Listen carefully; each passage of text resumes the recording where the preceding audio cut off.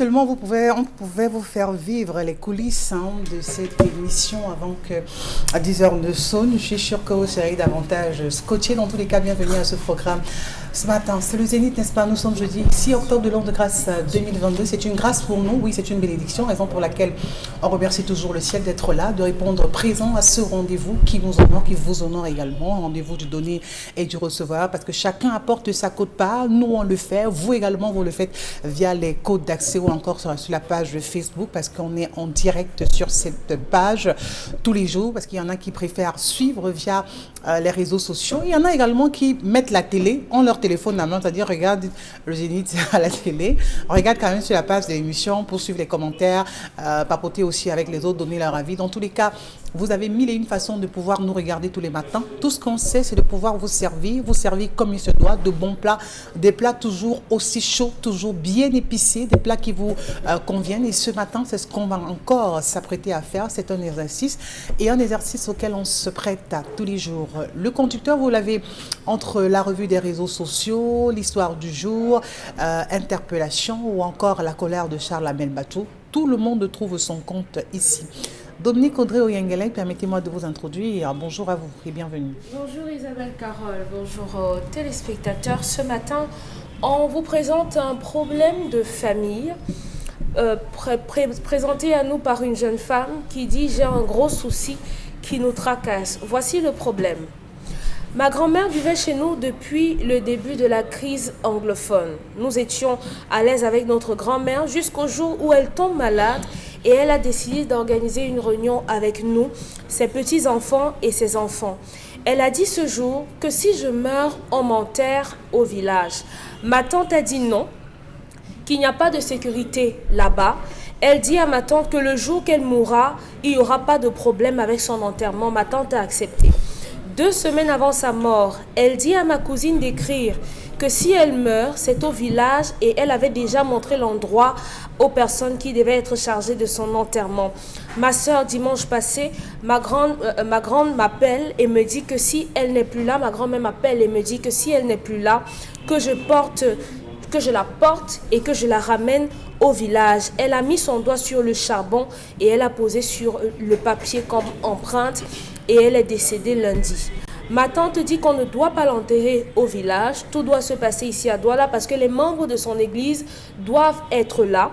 On lui a dit que ce n'est pas parce que la grand-mère avait dit, je lui ai même montré le papier et l'empreinte, elle a dit que quand une personne meurt, elle est morte, que rien ne doit se passer si on l'enterre, que rien ne va se passer si on l'enterre à Douala. Certains membres de la famille sont dépassés. Mes 2 tantes veulent aller à l'encontre de la dernière volonté de la grand-mère au profit des gens de leur église. Mon cousin, à qui ma grand-mère a remis le testament, et aux 2 tantes expliqué qu'il irait au village se charger de la tombe, des préparatifs de l'enterrement. Elles lui ont dit, ça ne te concerne pas, c'est le deuil de notre mère, on a le droit sur notre maman et toi, occupe-toi de la tienne. J'ai essayé d'expliquer pendant la réunion de préparatifs du deuil que la grand-mère avait dit que si elle meurt, je dois l'accompagner au village. Elles ont dit qu'on n'a rien à leur expliquer, que la grand-mère sort de la chefferie et on ne peut rien. Elles ont dit zéro, que la terre c'est la terre, que ce sont les membres de leur église qui vont gérer cet enterrement. Leur dernière parole était qu'elles ne gèrent pas la tradition puisqu'elles sont des chrétiennes et rien ne va leur arriver. Jusqu'à présent, on n'a pas encore organisé le deuil de notre grand-mère.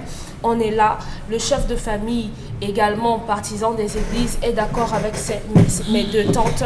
On ne sait pas donc quoi faire. Est-ce qu'on laisse qu'on enterre notre grand-mère qui est issue d'une chefferie se faire enterrer à Douala, ou alors on arrache le corps et on respecte la volonté de notre grand-mère? En tout cas, quels sont les risques si on ne respecte pas la volonté de cette dernière?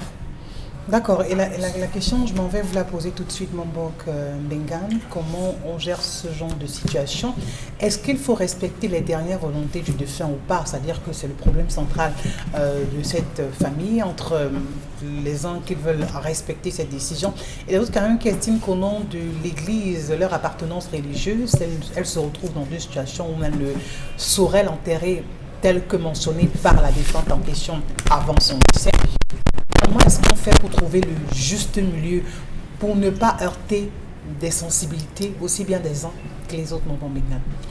Justement, votre question est tendancieuse. Vous dites heurter les sensibilités alors que les églises heurtent les sensibilités les gens tous les jours. Bon, ça c'est vous qui dites que les églises heurtent les sensibilités. Voilà, une famille d'église vient dire on est mort, on n'a pas heurté la sensibilité de leur grand-mère. Les religions sont au mieux l'expression culturelle d'une paresse spirituelle et au pire un handicap mental. Pour le cas-ci, c'est un handicap mental, c'est même les deux. Première chose, pour dire que c'est un handicap mental, ils oublient que être judéo-chrétien est une tradition. Être bantou est une tradition. Quand on dit la tradition, donc il y a quelque chose selon le docteur mental qui est déjà un handicap. Qui a un handicap, c'est que quand on est judéo-chrétien, on est universel, on est donc ce que vous faites là, bon, Jésus ne connaît pas, voilà un handicap mental. Et quand on le fait, on heurte les sensibilités des gens et là on ne voit pas. On ne voit pas. D'abord, c'est la deuxième chose. Honore ton père et ta mère et tu vivras longtemps dans le chemin que moi je vous aurais choisi. C'est leur Dieu qui dit ça. Honore ton père et ta mère et tu vivras longtemps. Voilà encore, sont en train de piétiner, y compris la Bible, qu'elles sont censées utiliser et appliquer les règles. Maintenant, maman vous a dit, puis prenez le corps de maman, amenez, vous qui êtes contre son inhumation à Douala, prenez le corps de maman, vous l'amenez au village et rien de grave ne va vous arriver. Même ceci, vous l'appelez, appliquer les dernières volontés de quelqu'un. Vous n'êtes pas dans le même logiciel. Elle sort d'une chefferie. Si vous voulez, déconnectez-vous de sa réalité. Mais ne déconnectez pas maman de sa réalité. Ça, c'est un manque de respect. Honorez les engagements de maman. Elle se sentira à l'aise à côté de son mari, à côté de ses parents, à côté des gens. C'est là son environnement. C'est là son environnement. Même votre Dieu a dit quoi? Jésus est juif. Il est venu sauver les brebis perdues d'Israël. Il n'a jamais dit qu'il est venu sauver les brebis perdus de Sakbayemi ou de Bamena ou de quelque peu. Voilà. Il est venu sauver les brebis perdues d'Israël. Il n'y avait pas d'Égypte dedans. Il n'y avait même pas. C'est quelques jours avant sa mort qu'il a commencé à dire à moi, il n'y a ni Romain ni... Quand on écoute l'histoire Momo Mengan, pour ces dames précisément, le Dieu qu'elles servent interdit ou alors de pouvoir respecter cette volonté-là, ou alors elles sont libres aussi de décider, de piétiner. Elles sont libres de décider de ce qu'elles veulent. Elles ne sont pas libres de décider ce que maman veut, ce que maman a laissé comme testament. Il y a ce que maman veut, il y a également ce qu'elles veulent respecter, les Saintes Écritures. Ça n'existe pas. On s'en tient à l'histoire de ce matin. D'abord, la Bible n'est pas un livre sacré. La Bible n'est pas un livre sacré. Wow. Tu avais voir ça. De deux, le Dieu c'est qui? Dieu c'est où? Lorsque vous avez les noms, ou comme maman vient de ce côté, Sikati veut dire quoi? Dieu ne dort. Oui, c'est ça notre environnement africain. Sipa, c'est Dieu est. Les Bassa disent Job, Dieu. Alors, quand vous voulez nous parler de Jéhovah, d'Elohim et tout ça, ça n'a rien à voir avec nous. Donc maman est avec Dieu depuis sa naissance. C'est eux qui sont déconnectés de Dieu et ils veulent emmener le corps de maman dans cette déconnexion. Bon, à ce moment-là, on verra donc le pouvoir de Dieu. Si elle tente d'enterrer maman hors de la zone où maman a prescrite, vous verrez donc la colère de Dieu. À ce moment-là, 1000 neuvaines de prières ne serviront à rien. 1000. Et je termine par, hier, on parlait de le prix Nobel de physique que 3 physiciens ont eu. Ils l'ont eu comment? Par la physique quantique. Il y a ce qu'on appelle la théorie des cordes en l'univers. C'est-à-dire que vous allez vous rendre compte que l'univers a existé avant ce que vous appelez le Big Bang, avant ce que Sur la forme imagée, on parle d'Adam et Ève. Dieu a dit le jour, la nuit. Dieu a dit que vous vous appellerez jour, vous appellerez nuit. L'univers a existé avant ce Big Bang. Nous, dans la physique quantique, nous appelons ça la théorie des cordes. Donc, l'aboutissement, ce qui vous rappelez, Dieu a créé la terre et tout, c'est l'aboutissement d'un désordre qui était avant, qui a été conquis. Et c'est ce que vous appelez l'origine du monde. Sa maman, elle sait. C'est pour ça qu'elle peut vous expliquer que le chant du coq ici, c'est le lever du jour. L'autre chant du coq, ce n'est pas le lever du jour. Est-ce qu'on ne dira pas aussi qu'il n'y a aucune mauvaise intention de la part des dames en question? Elles voudraient simplement, ou du moins les actes qu'elles souhaiteraient poser, c'est toujours dans le sens de l'amour envers leur maman ou leur grande-maman? Non, elles n'ont aucune bonne action. Maman a prêté serment, elle est venue en mariage, elle veut qu'on l'enterre à côté de son mari, de ses parents et de tout. Donc un parent, la famille qui l'a accueilli. Oui. C'est là. Et le serment, ce n'est pas le serment que quelqu'un va dire à douce au chouère et le lendemain fait le contraire. Nous, le serment, chez nous, c'est le respect de la parole donnée. Le respect de la parole. J'ai dit que je serai dans la justice et l'équité. Et rester dans la justice et l'équité. Donc, comme vous ne respectez pas le serment de maman, le désordre que va se produire, vous allez récolter cela. Mais il ne faudra pas dire que maman était sorcière, maman était ceci, non. Et là, c'est ce que j'ai appelé la colère de Dieu, pour utiliser l'expression qu'elle comprenne mieux. Mais je dirais à la fille qui apporte l'histoire, crée le désordre au sein de la famille, amène ta grand-mère enterrée là où elle a recommandé d'être enterrée. Si tes tantes refusent, tu insistes, et là tu dis à ta grand-mère, c'est à toi qu'elle a parlé le premier, tu parles, tu dis grand-mère, voilà tata, tel, qui ne veulent pas. Elle risque même de les envoyer d'abord à l'hôpital et vous donner la possibilité d'aller l'enterrer. Si elle les aime beaucoup, elle va faire quelque chose pour qu'elle tombe malade. Maintenant, elles viendront chanter les cantiques que maman ne connaît pas. Et ce sera pour l'honorer ou bien pour honorer leur, comment vous appelez, leur bling bling. Non, quand même. D'accord. Alors, Dominique Audrey, vous, qu'est-ce que vous dites à ces personnes aujourd'hui qui posent ce problème? Parce qu'on est confronté à une situation, le respect de la volonté de quelqu'un avant son décès. Une fois décédé, est-ce qu'il faut respecter cela? Est-ce qu'on peut se dire, on est décidé, on peut faire de ce corps ce qu'on veut? Parce que, quoi qu'il arrive, grand-mère n'est plus là et elle ne pourra pas se lever de sa tombe pour dire pourquoi vous n'avez pas exaucé ou alors pourquoi vous n'avez pas marché selon mes prescriptions aussi. En grandissant, on nous a expliqué, du moins dans ma famille, que lorsqu'un parent dit quelque chose concernant son absence et si vous n'êtes pas d'accord, à ce moment-là, pendant que la personne est en train de parler, vous devez dire à la personne, non maman, on n'est pas d'accord. Lorsque la grand-mère a dit, vous devez retourner m'enterrer à Bamenda, à Boya, peu importe la zone, vous devez me ramener là-bas. Et que vous lui avez dit, non, on ne peut pas te ramener là-bas parce que c'est une zone en crise, parce qu'il y a telle situation, non, on ne pourra pas te ramener. Et qu'elle reste tranquille, à ce moment, vous pourrez l'enterrer où vous voulez. Mais si la grand-mère persiste, elle a signé de son doigt avec son empreinte un bout de papier, elle vous dit qu'elle a choisi un endroit précis où vous devez l'enterrer, la moindre des choses c'est le faire, puisqu'elle vous a même rassuré. Des raisons? Elle n'a pas à vous justifier pourquoi est-ce que vous devez l'enterrer là-bas. Il y a des choses que votre grand-mère sait que vous ne savez pas. Bon, mon cas parlait d'engagement qu'elle peut avoir pris dont vous n'avez pas la teneur. Elle est issue d'une chefferie et je crois que dans cet ordre d'idées, on ne peut pas l'enterrer en dehors de cette terre-là.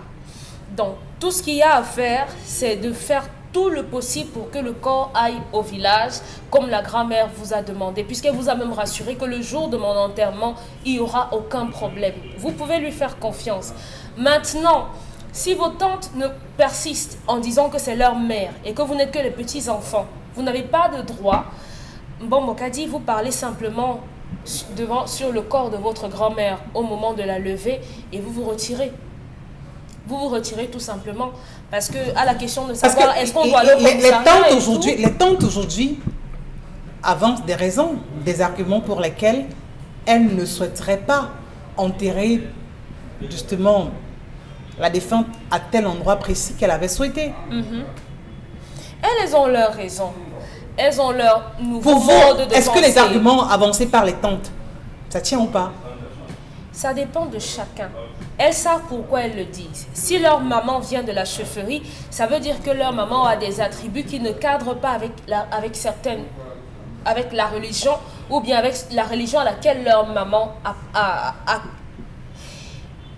qui ne cadre pas avec leur fonctionnement dans la religion de ces filles-là. Par conséquent, elles ne peuvent pas être d'accord. Certainement, on va faire les funérailles de la grand-mère. Vous savez qu'il y a des religions qui sont contre les funérailles, qui estiment qu'on ne doit pas le faire. Donc, partant de ce postulat, les filles de la maman ne peuvent pas être d'accord. Et c'est pour ça qu'elles disent que lorsqu'on est mort, on est mort. On ne peut absolument rien faire. Mais je vous rassure que, attention, vous n'avez pas encore vu certaines choses. Véritablement. Donc, il faudrait faire très attention avec les paroles qu'une personne, avant de mourir, a proférées. Mais si elles insistent, elles persistent, c'est leur mère, vous laissez le corps aux enfants. La relation que vous avez avec votre grand-mère va au-delà de cet enterrement-là.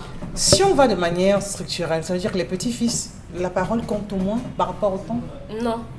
On vous dira que non, c'est notre mère, c'est votre grand-mère. Elle est d'abord notre mère avant d'être votre grand-mère. Raison pour laquelle la balance penche de leur côté alors? Non. La balance va pencher sur le côté des tantes. Qui sont les enfants? Oui, c'est leur mère, elles peuvent. Maintenant, tout le pouvoir que ces enfants ont, c'est de dire, moi je suis le cousin, je prends sur moi d'aller à Bamenda. Peu importe ce qui se passe là-bas, je vais m'assurer qu'on a déjà creusé la tombe de ma grand-mère, qu'on a déjà loué les bâches, qu'on a déjà loué les chaises et tout et tout. Je prendrai toutes les balles que je prendrai là-bas, mais je vais m'assurer que ma grand-mère ait un enterrement. Et autant te de dire, c'est notre mère. Vous n'avez rien à dire, vous n'avez rien à faire. Vous les laissez simplement avec ce corps-là. Et si vous voulez symboliquement, vous pouvez faire un enterrement au village comme votre grand-mère a demandé. Je ne sais pas si ça se fait, mais je crois que ça pourrait se faire tout de même. Alors, Pamela Fomen, 2 enterrements pour un seul corps. C'est la meilleure astuce? Non, ce n'est pas la meilleure astuce. Il y a ce qu'on appelle la dernière volonté, ce que la personne voudrait que vous fassiez lorsqu'elle ne soit plus là. C'est ce qu'on devrait faire en principe pour que si vous avez le but de l'honorer. Voilà. Pour que la tradition ne vous tombe pas dessus après.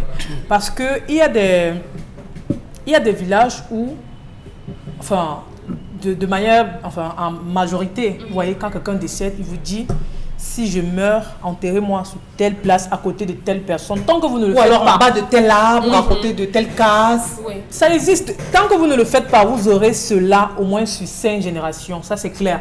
Parce que si maintenant on ne l'enterre pas dans son village, forcément ça serait à Douala ou dans un cimetière. Ça veut dire que vos enfants peut-être n'auront jamais l'occasion, ou vous n'aurez jamais l'occasion de montrer à vos enfants que voici la tombe de telle grand-mère. Il y a des situations... Non, ça veut dire que les enfants viendront dans ce cimetière en question. Au cimetière, oui. On connaît ce qui se passe dans les cimetières, on enterre combien de personnes sur une même place. C'est là-bas que vous viendrez montrer la tombe de votre maman. Il y a des situations que vous traversez dans votre vie. On vous dit, allez sur la tombe de votre grand-mère, prenez de la terre, mettez dans votre huile, vous oignez avec. Si c'est le cas du cimetière, vous ferez comment? J'ai dit, il y a des traditions.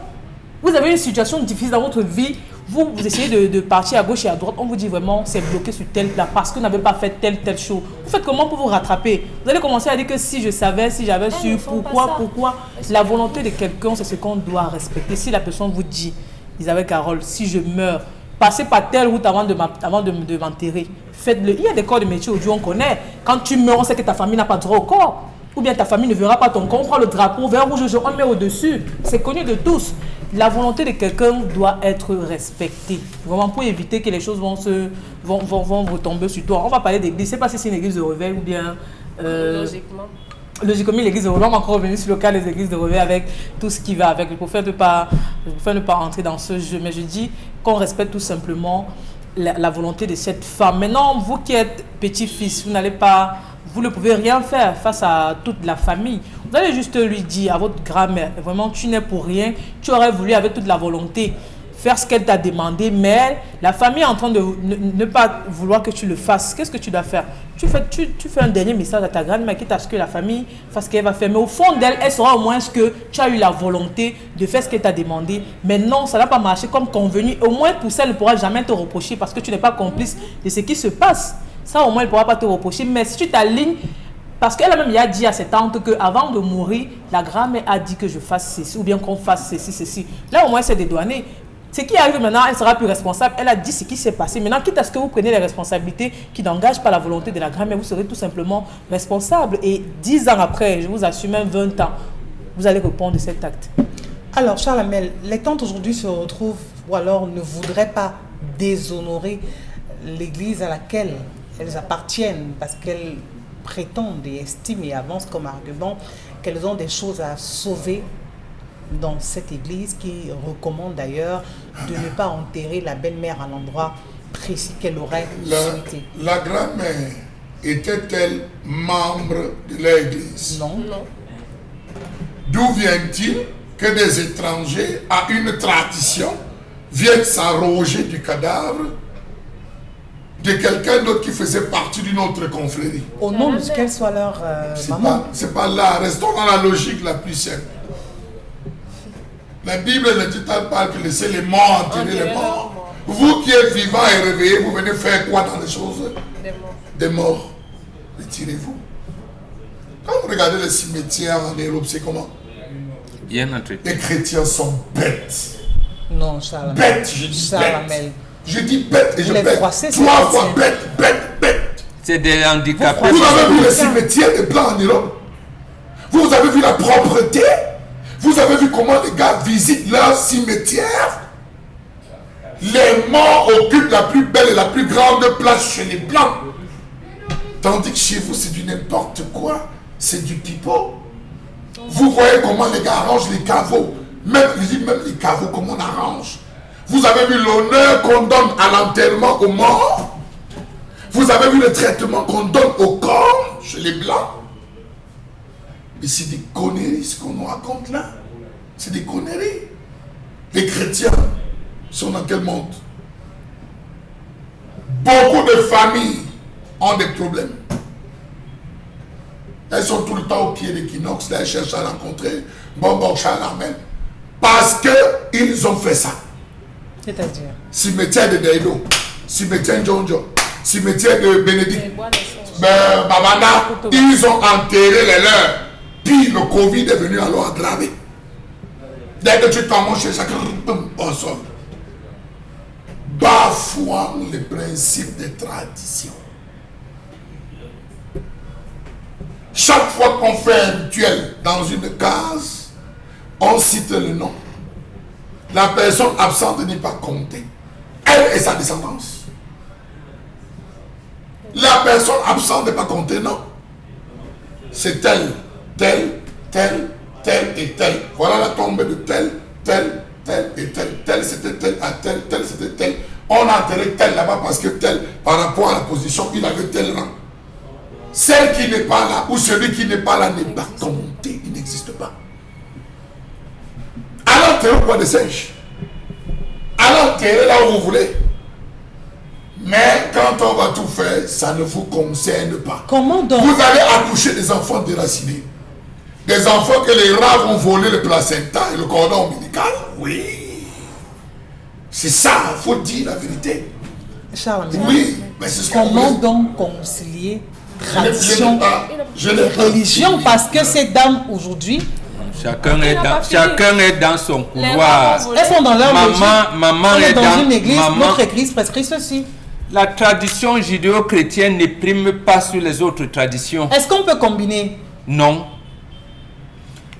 À l'église judéo-chrétienne, on vous apprend le vampirisme. Manger le corps de quelqu'un, boire son sang. Nous, on ne fait pas ça. Vous allez donc rapprocher quoi?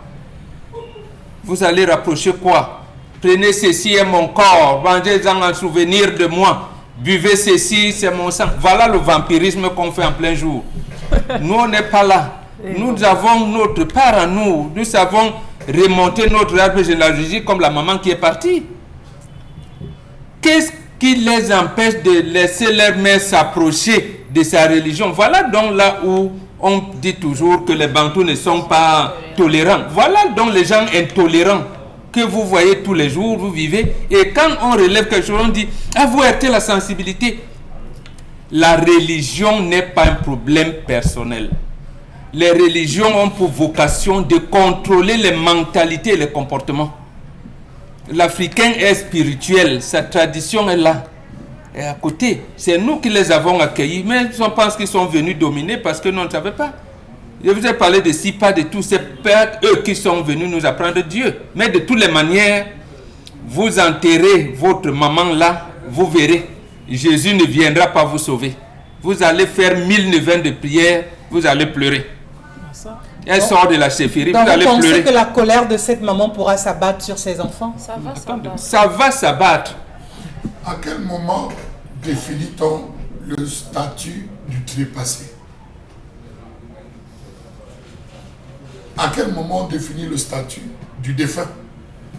C'est pendant l'enterrement. Statut comment? Mais il peut être ancêtre. On peut l'élever au rang d'ancêtre C'est pas automatique. au vu de sa vie, pardon. C'est pas automatique. Non, c'est pas non, tous c'est les pas gens qui automatique. décèdent et qui sont ancêtres. Non, Non, non, non, du tout. non. Ah, c'est un titre. C'est à la mort, oui, qu'on définit. Donc ça veut dire que déraper au niveau de la décision prise par quelqu'un aura des impacts sur toute la lignée?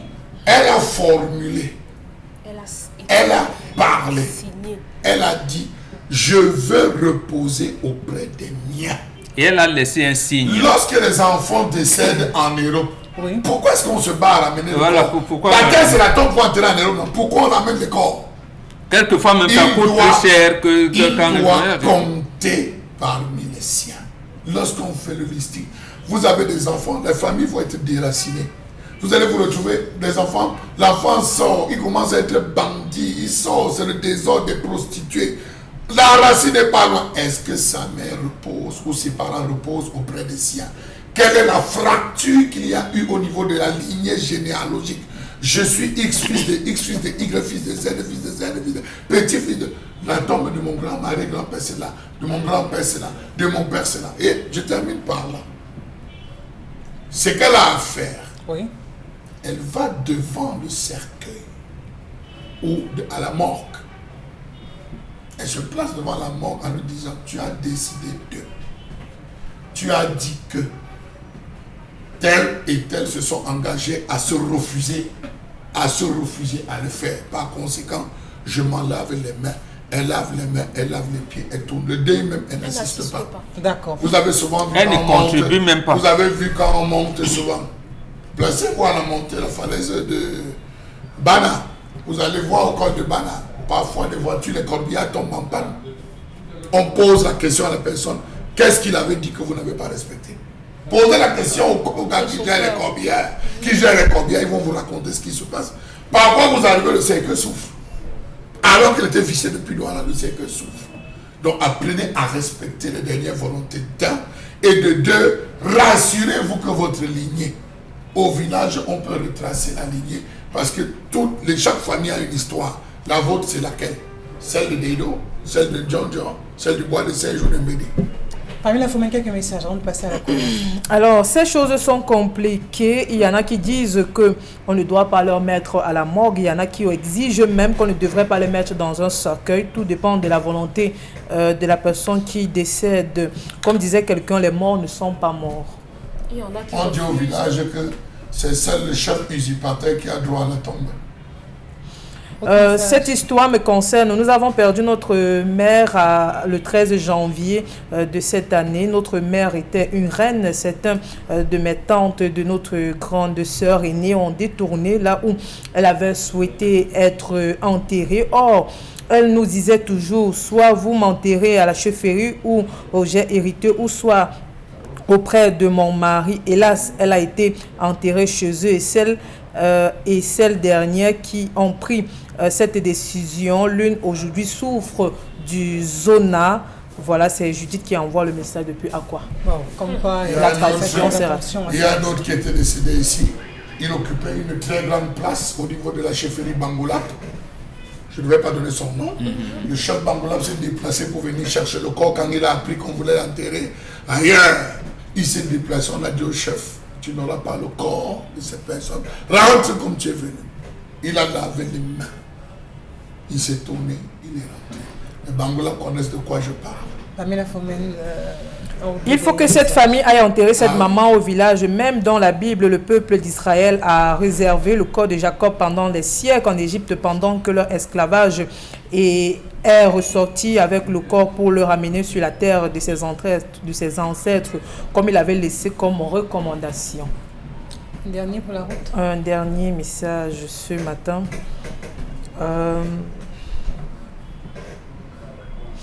Les gens blaguent dans ce monde. Respecter les dernières volontés de leur grand-mère, c'est le minimum qu'on puisse faire, encore qu'elle ne soit pas là. Les gens doivent faire attention à la tradition et tout ce qui va avec. C'est Gabriel qui envoie le message. Et nous, sur ce plateau, on respecte toujours le conducteur, on respecte toujours les états. Voilà, on ne s'en tient pas à faire autre chose. Et vous le savez, après l'histoire du jour, c'est la colère. Signé Charlemagne.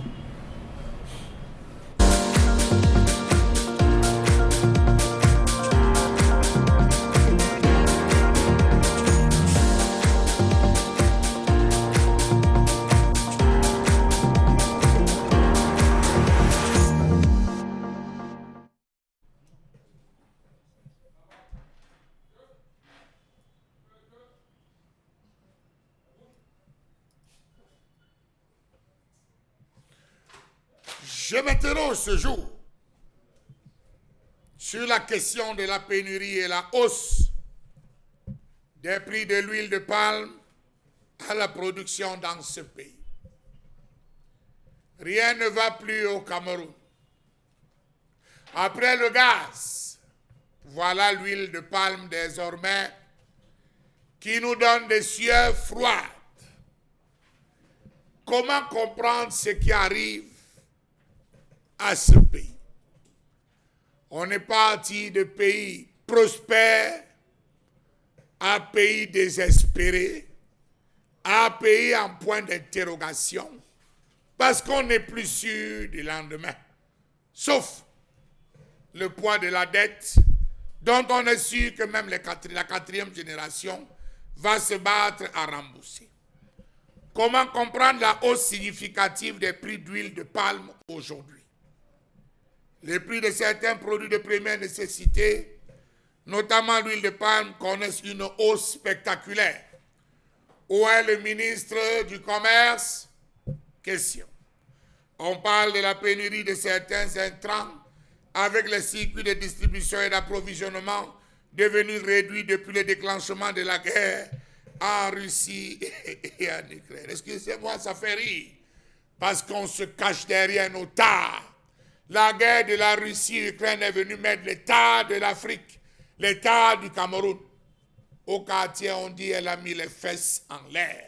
On voit désormais qu'on s'est battu pendant plus de 40 ans à devenir de gros importateurs plutôt que de gros producteurs. On produit ce qu'on ne consomme pas et on consomme ce qu'on ne produit pas. On parle d'un manque de semences de qualité, accès difficile aux terres, coûts élevés des engrais qui sont à l'origine de la flambée des coûts de produits sur le marché camerounais. Depuis le mois d'août, le prix de l'huile de palme brute a rougi sur le marché et cette flambée des prix résulte de la rareté de ce produit de grande consommation sur le marché. Il est dit que dans le Mungo, certains producteurs ont enfoui les fuites d'huile dans le sol. À Yabassi, on a enfoui des fuites d'huile dans le sol. Il n'y a pas d'huile, mais la nuit, un marché spécial se crée dans ces différentes zones où on vend à prix d'or. Il n'y a pas d'huile sur le marché. Le peu que nous avons est fourni par les paysans basés dans le littoral et dans le Grand Sud, raison pour laquelle ça coûte cher. Ces derniers temps, certains paysans préfèrent vendre leurs productions aux industriels qui font dans la transformation plutôt qu'aux grossistes. Du coup, l'insuffisance conduit à une hausse des prix sur le marché. L'huile nous vient désormais du Gabon. Un nouveau marché vient de s'être établi entre le Gabon et le Cameroun. Avant, c'était le Cameroun qui livrait le Gabon. Aujourd'hui, on va acheter au Gabon pour amener au Cameroun. On dit qu'il y a plein de savonneries qui sont nées. Il y a plein d'usines de cosmétiques qui sont nées. On préfère donc virer la production là-bas. Qu'a donc fait le ministre de l'Agriculture sur les conseils du ministre du Commerce? A-t-on boosté le secteur de l'agriculture, notamment de la production de l'huile de palme? Question. Pour se procurer 1 litre d'huile de palme brute sur le marché, il faut débourser 1200 contre 800 il y a 9 mois, et le litre d'huile végétale raffinée de palme à 1500, voire plus contre 1150 en décembre 2021. Les prix augmentent de jour en jour dans les marchés, les ménagères n'en peuvent plus. Le ministre du Commerce, au lieu de se mettre dans cette bataille, nous a annoncé que désormais, on n'aura plus les hangars de la MIRAP, c'est fini. Maintenant, il va lancer ce qu'il a appelé les boutiques de proximité. Bravo, monsieur le ministre du Commerce, vous travaillez dans les boutiques de proximité. On trouvera certainement l'huile à 750 francs. L'huile rouge, je veux dire. Adieu le héros, adieu le coquille, adieu ces mettants recherchés, adieu les macabos malaxés, adieu la banane malaxée, parce que l'huile est rare, très rare sur le marché. Très bien, le cri qui peut retentir des cœurs des ménages, c'est un cri de détresse, c'est très compliqué d'acheter voilà, un litre et demi d'huile de palme à 2000 francs CFA. C'est bien trop compliqué. Dominique Audrey-Ouyengelé, c'est une situation auquel tout le monde est malheureusement confronté. Et Charles Hamel l'a dit, adieu à certains repas, parce que désormais sur les tables, c'est compliqué d'avoir une bonne banane malaxée, c'est compliqué d'avoir un héros, c'est compliqué d'avoir ces mets qu'on avait l'habitude de faire à base de cette huile, le taro pratiquement. Les prix ont doublé pour s'offrir un plat de taro. Franchement, il faut faire partir de la classe des privilégiés aujourd'hui. Comment gérer ce type de situation? Comment être dans un pays où pour une production locale, on se retrouve en train d'être privé de cela? La production locale est évaluée à 400 000 tonnes. 143 000 tonnes. La production locale, la demande, la prochaine commande. Oui, la prochaine commande, le ministre a autorisé qu'on puisse importer 143 000 tonnes. Oui. La production locale est de, je crois, ils ont dit 400 000 tonnes. Et malheureusement, la demande est évaluée à plus d'1 million. Donc aujourd'hui, on ne peut pas être qui est dans cette idée. Il y a beaucoup de zones au Cameroun qui sont des terres qu'on pourrait cultiver. Aujourd'hui, l'agriculture connaît une évolution qui, à travers certains procédés, pourrait accélérer la rentabilité ou bien les récoltes de certaines productions. Donc, si on avait des dirigeants qui pensaient sur la durée, on aurait implémenté la création de plusieurs champs pour ne pas se retrouver. Parce qu'on est passé de 2017 à 2021, ça ne fait que croître. Chaque fois, on accroît la demande, mais à aucun moment on ne pense à combler cette demande-là. Imaginez qu'on nous dise à l'extérieur du pays qu'on ne peut pas nous donner plus de 100 000 tonnes ou bien on ne peut plus nous donner d'huile de palme. Vous voyez qu'on est mort. Les petits producteurs, les petites entreprises cosmétiques qui utilisent ces différentes huiles vont devoir fermer boutique parce que oui, il faut le reconnaître, ce sont des huiles très prisées dans ce milieu-là quand on a fini d'en consommer. Donc, la principale conséquence aujourd'hui, c'est que non seulement on se plaignait déjà, on le mentionne tous les jours, de l'occidentalisation de notre alimentation, un peu plus, on va continuer de s'éloigner parce qu'à côté de ça, il y a le coq salé qu'on fait. Ceux qui ne font pas avec les noix font avec de l'huile rouge déjà. On ne pourra plus faire ainsi de suite, on ne pourra plus faire certains mets parce que oui, aujourd'hui, pour avoir 1 litre d'huile, vous devez avoir au minimum 1200 francs CFA. Lorsque vous voulez l'huile de palmiste, le litre est évalué aujourd'hui à plus de 1500 francs CFA. Donc aujourd'hui, de quelque côté que ce soit à la cuisine ou alors dans des entreprises cosmétiques, ça devient étouffant et la principale conséquence, c'est que les prix forcément augmenteront. Donc, ce qu'il faut pour résorber ce problème, ne pas se cantonner aux importations, mais commencer à accroître la production locale. 400 000, ça ne suffit pas. Les Camerounais sont beaucoup trop nombreux pour se contenter de 400 000 tonnes de production. Je suis quand même d'huile curieuse, rouge. Dominique Audrey. Vous croyez aux 400 000 tonnes? Non. C'est impossible. Vraiment, je suis optimiste. Vraiment, j'y crois. Et bon. Oui. On se retrouve avec des prix qui sont élevés. On a tout de suite en image quand même le ministre du Commerce, Luc Magloire. Et on se dit depuis 2004, si c'est correct dans mon cerveau, il a pris fonction. En 2004, le litre d'huile coûtait combien? Aujourd'hui, 800 francs. 800 francs. maxi.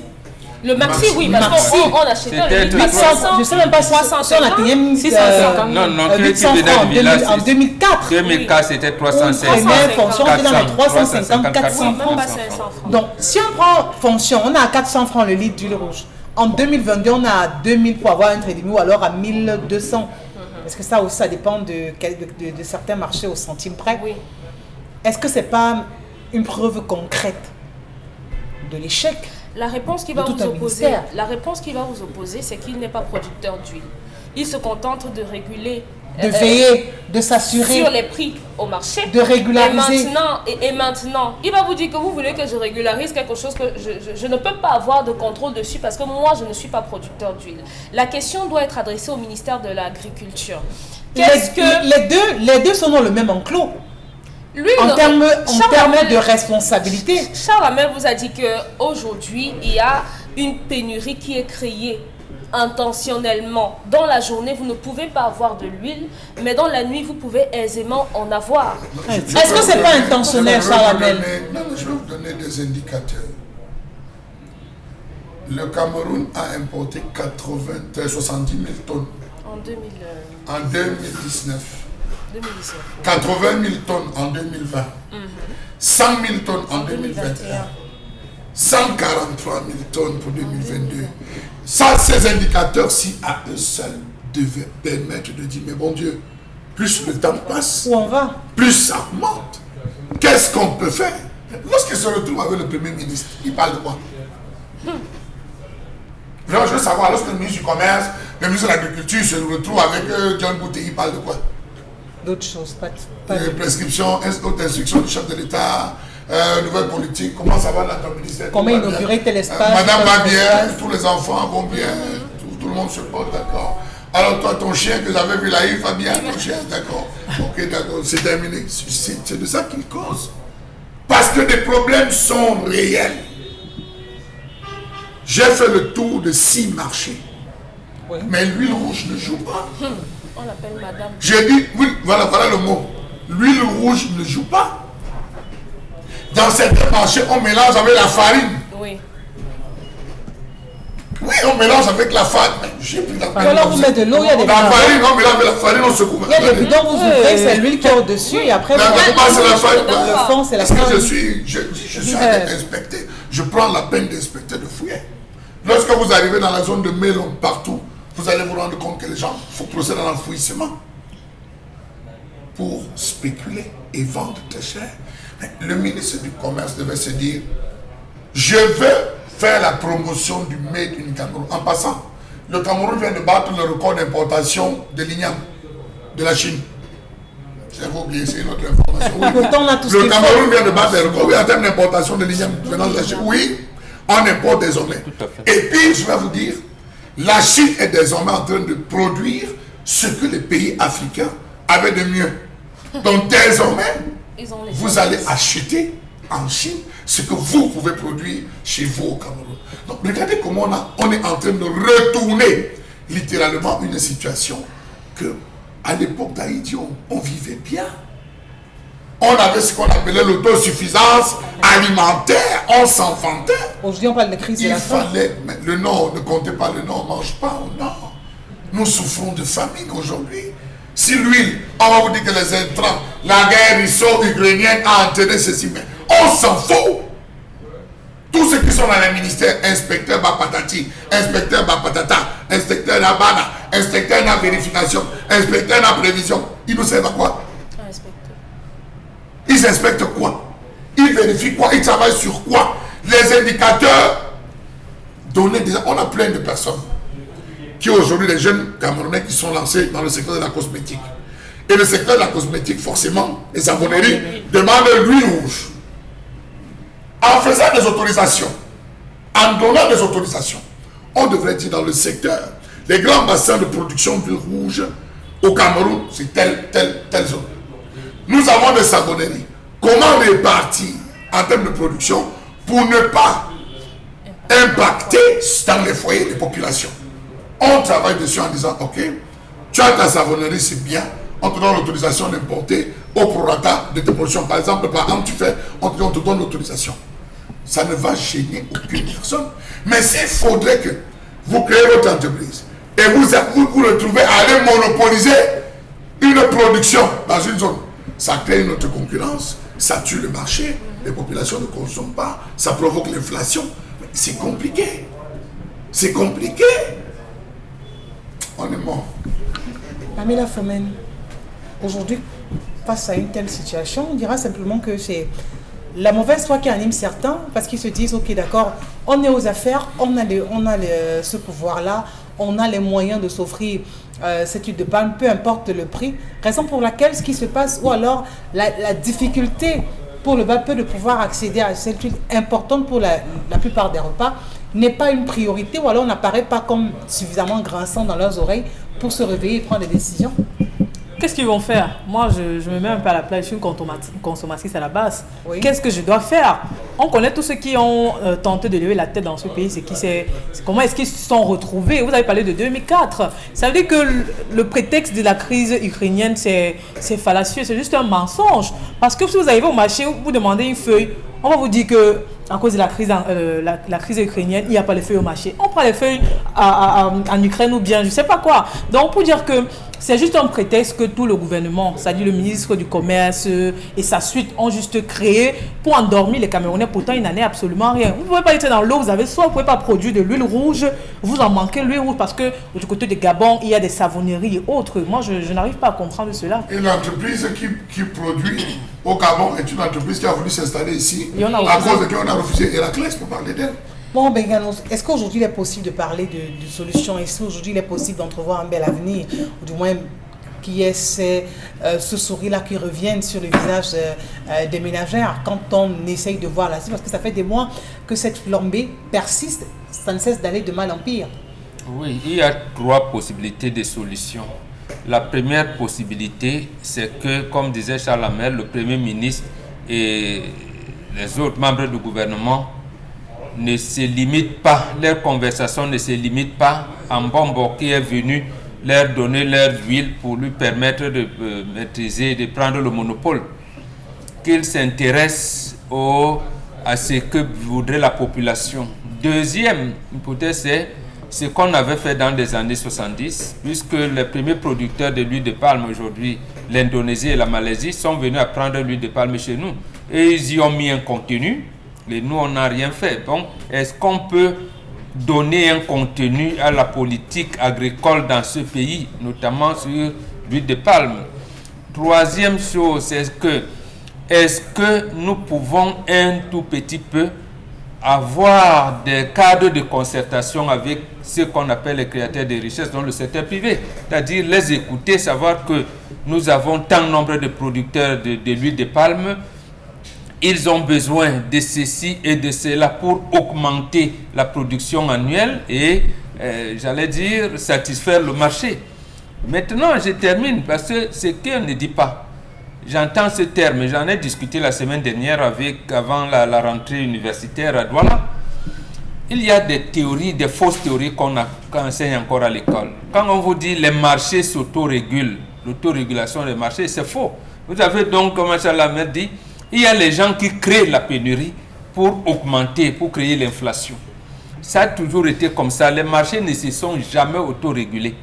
Donc l'État doit intervenir chaque fois pour empêcher à ces commerçants véreux, à ces producteurs véreux de cacher ainsi de suite. Il en a été de même pour le pétrole. On a créé le pétrole de schiste, le gaz de schiste pour empêcher les producteurs de pétrole de doser les prix, ainsi de suite, ainsi de suite. Donc, Il faudrait que l'État revienne à sa dimension normale. Mais là, ça concerne un État qui est proche de ses populations. Ça concerne un pays normal. Malheureusement, nous ne sommes pas encore un pays normal. On est loin d'être ce type de pays-là, où on est sensiblement mais alors très proche de ces populations. On essaye de prendre les douleurs, leurs souffrances, de les mettre sur la table, essayer de les traiter pour avoir des situations un peu plus favorables. Dans tous les cas, sur ce plateau, ensemble, on construit cette société. Merci de rester des nôtres.